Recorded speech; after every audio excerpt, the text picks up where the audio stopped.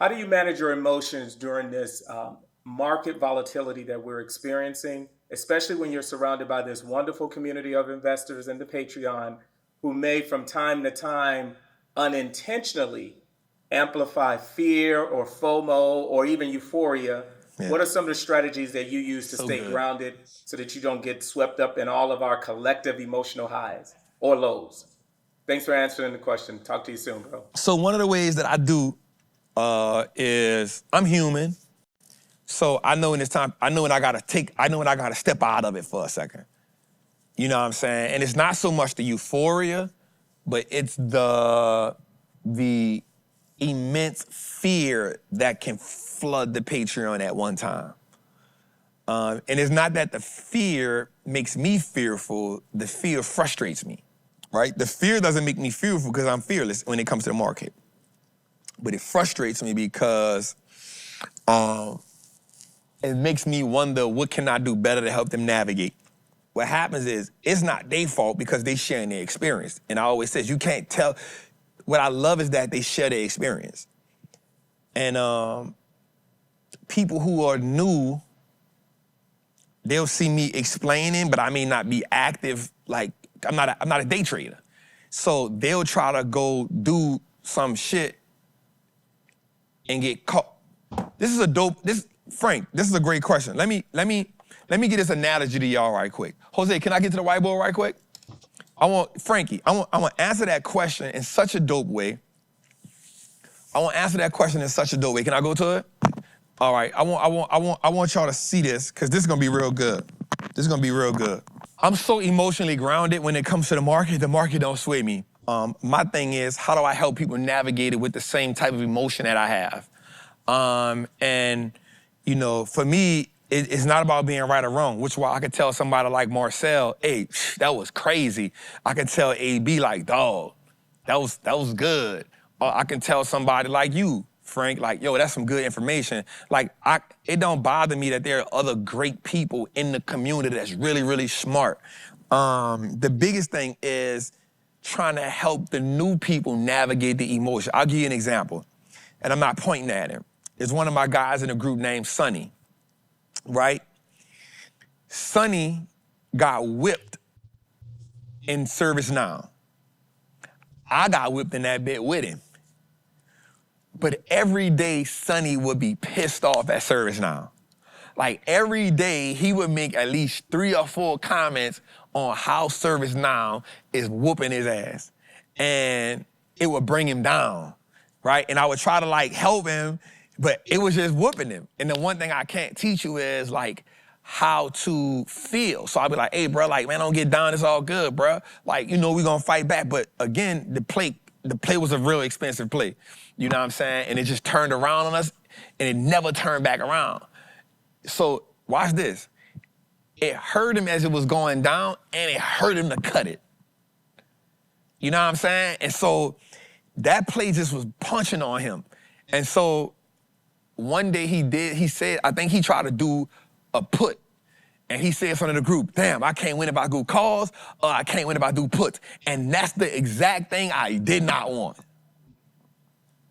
You feel what I'm saying? Like that was the exact thing I didn't. And so for me, it's challenging me to just become better at helping people just navigate the market in a better way. And it's making me go in my tool bag a little more. I'm not gonna lie. Like, I'm really been on the charts a lot more, learning a lot more, doing a lot more, just so I can help people navigate a little bit more. But I had this idea the other day, y'all. I want you to go with me in this as I talk about this right quick. So I want y'all to think about it. This came to me. So one of the things I like to do in my spare time is watch National Geographics. Right now, I'm watching this thing called Savage Kingdom. Right now. Right? It's Savage. It's such an amazing thing. It's 4 seasons. But I saw something that made me think about the market. So in Savage Kingdom, when you think about the wild, there's this thing called the water hole. There's this thing called a water hole. Right? This thing called a water hole. Now, the thing about the water hole is all apex predators and savages come to this water hole, right? And so here's how it gave me a dope idea when I thought about the market. So if you thought about who the big dog of the water hole is, who would you think it'd be? Who would you think it'd be, Jose? If you thought about the big dog of the water hole, who would you think it'd be? So the first one, you know, I said the crocodile. The crocodile, but it ain't. So the first big dog at the water hole is the hippo. He the big dog. The hippo is the big dog at the water hole, right? The hippo is the big dog at the water hole. Why the hippo the big? Because nobody ain't gonna try him. Nobody ain't gonna try him. But check this out. This is where everybody else come in, and this is how I look at the market. This is how I look at the market. So this the water hole. Everybody got a drink here. But the most dominant person in the water hole is the hippo. Well, who is the hippo if we're looking at the market? The hippo is the institutions. They dominate the water hole. They dominate the market. So the water hole is the market. This is gonna be good. Watch this. I thought about this the other day. The water hole is the markets. Watch this. But also, you have you have the wild dogs. So the wild dogs are actually great predators. They come in packs. But guess what?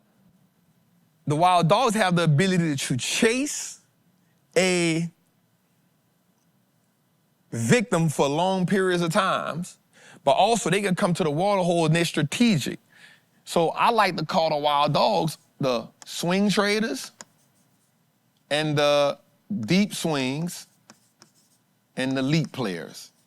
That's us. So we wild dogs, right? Because we play the game from a different perspective, right? But we still got to be strategic here. And then you have, watch this, the hyenas. To me, that's the day traders.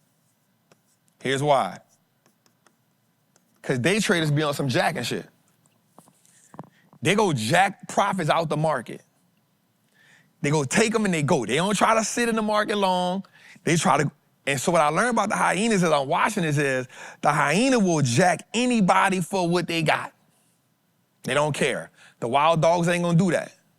We're gonna come to the water hole, but if we see something around, we're gonna act as a team, we're gonna act as a unit, but we're gonna play the long game to make these trades, to get these profits, to get out this water hole. But then the day traders become the hyenas. Why? Because they're not here for a long time.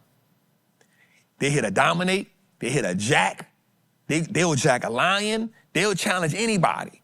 They'll challenge anybody.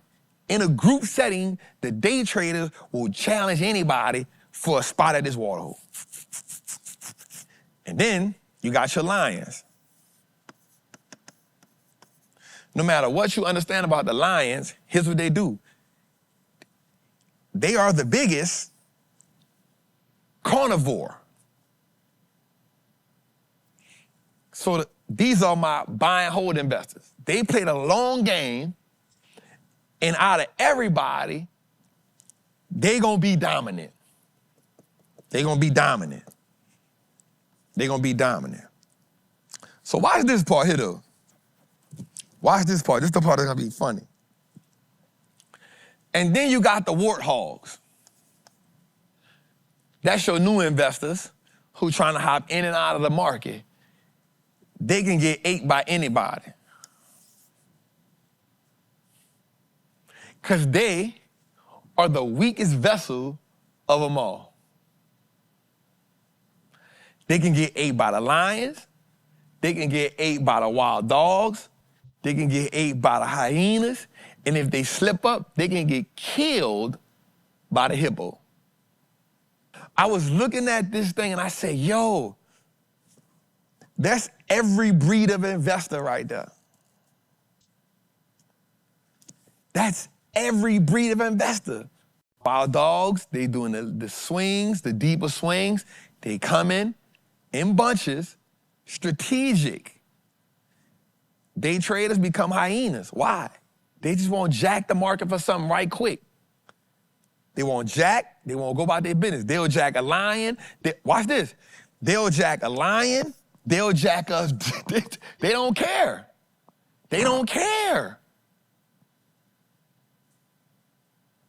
They don't care. Buy and hold investors?